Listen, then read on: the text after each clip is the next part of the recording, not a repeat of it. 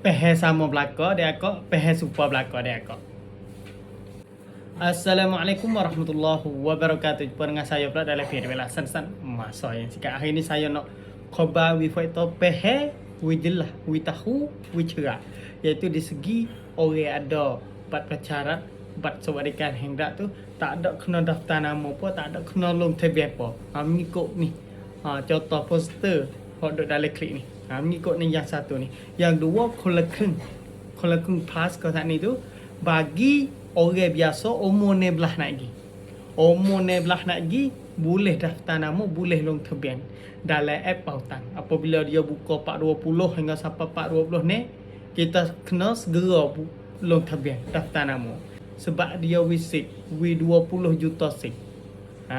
Tu kena berebut sikit dah kak. Kalau bahasa kita dalam 20 juta orang ni, kita boleh guna Collection Pass. Kalau bahasa kita tak dalam 20 juta orang ni, kita tu tak boleh di segi Collection Pass.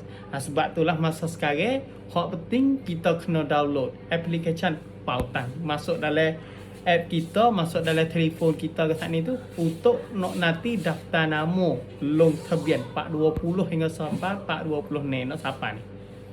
Segeralah dia akan masa sekarang. Kalau rasa kita nak masuk, kalau rasa kita rasa nak projek Collection Pass, kita kena segera download app Pautan, masuk dalam telefon kita.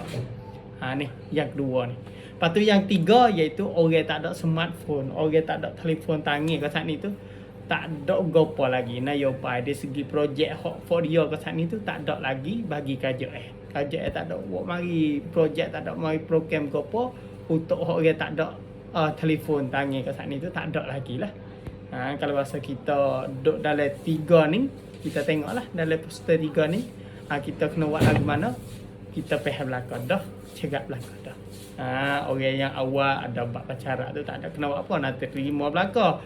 Orang yang kedua ke sana tu, orang kena daftar nama, kena long tabiah. Orang yang ketiga iaitu hak tak ada smartphone tu, tak ada projek apa bagi dia ke sana ni.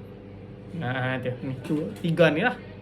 Harap kita faham belakang, tahu wisama belakang. Atau siapa wisama belakang. Wi pakat pehe super-super. InsyaAllah.